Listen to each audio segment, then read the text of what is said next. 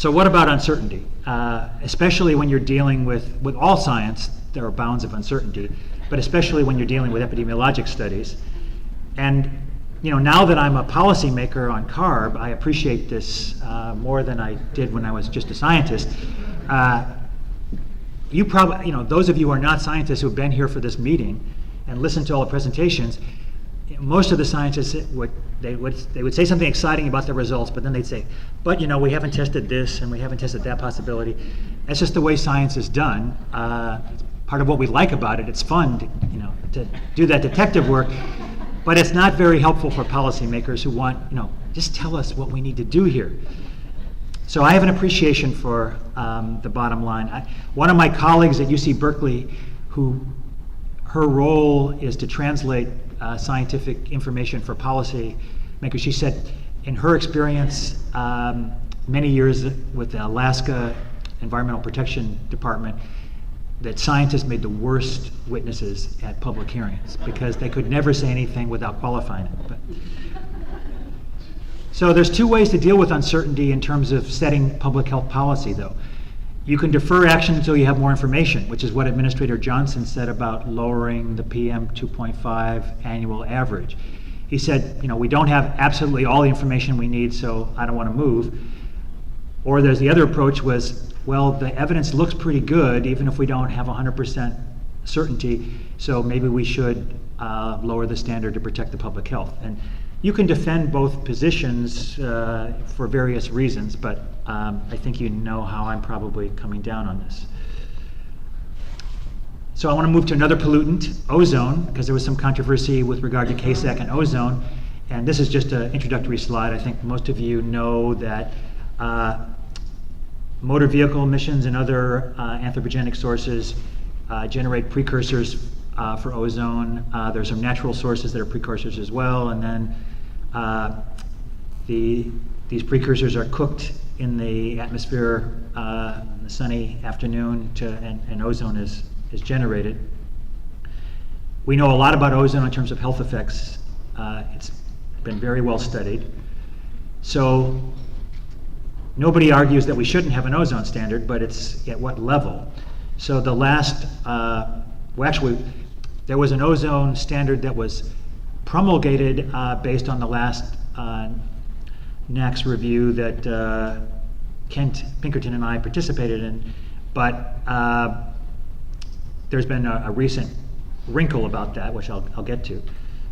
So KSAC recommended, after reviewing all the literature, a reduction of the 8-hour standard from 0.08, which is effectively 0.085 parts per million, to something between 60 and 70 parts per billion, or 0.060 to 0.07 parts per million. And we got rid of the rounding effect of only having it to 2 decimal points. And this was justified based on controlled human exposure studies that EPA had actually done itself. In fact, the previous standard didn't have an adequate margin of safety, because 0.08 was a level which the EPA had found that young, healthy men who exercised intermittently for 6.5 hours at that level had both lung function changes, decreases in lung function, and airway inflammation measured in airway lining fluid samples. So there was no margin of safety. And there's a lot of epidemiologic data that's come out since that shows that ozone is associated with asthma exacerbations. When ozone levels go up, people show up in emergency rooms for asthma attacks. So, ozone causes a lot of harm to plants. There's actually no question about that. And we had several plant biologists on KSAC who really wanted to see a protective standard for vegetation, so we came up with one. And that turns out to be where the big controversy was, actually. So EPA staff came up with an 8-hour primary standard recommendation to the administrator of 0.070 to 0.075 parts per million, or 75 parts per billion, and a new secondary standard.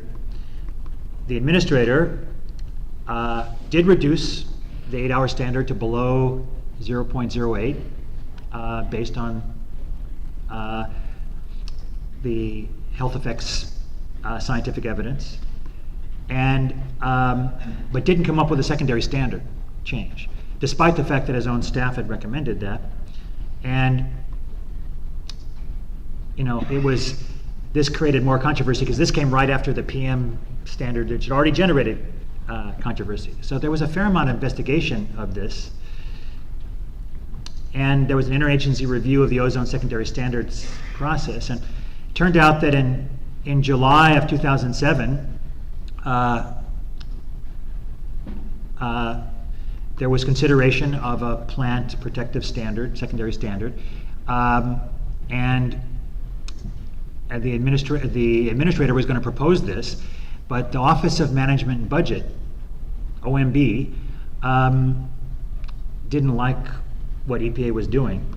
And there was a memo to Deputy Administrator Marcus Peacock to the OMB that carefully refuted all of OMB's arguments.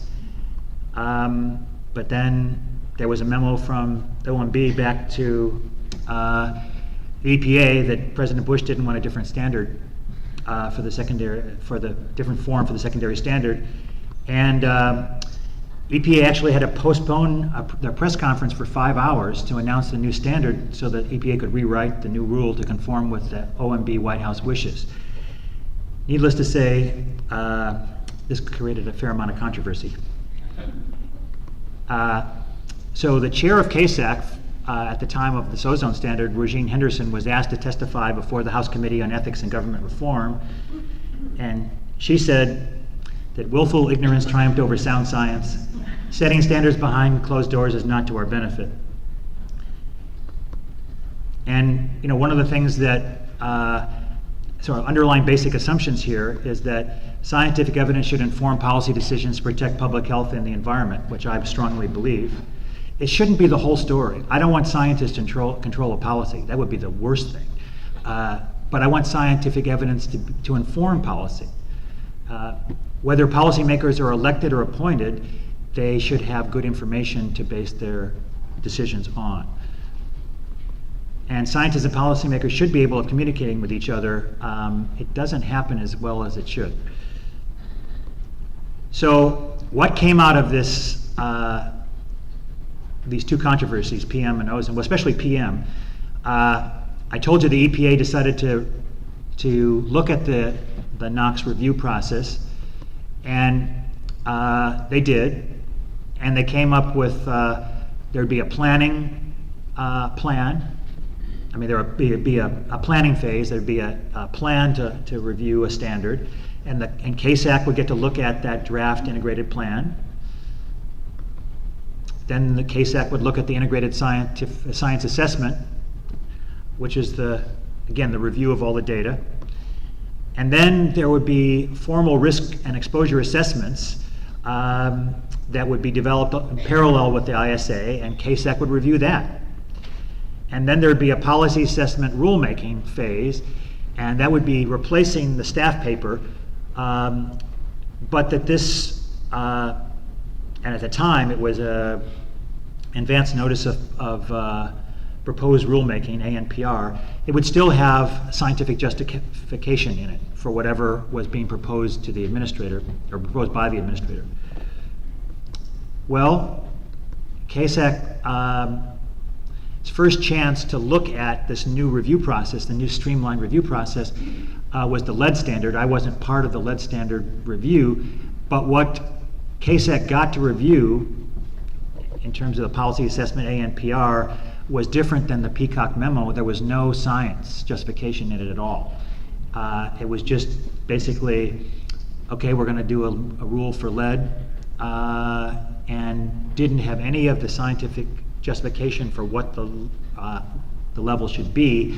And again, CASAC interpreted that as shoving science to the side and giving other stakeholders, be they environmental advocacy groups or industry groups, sort of equal opportunity as the science, and they felt that was inappropriate.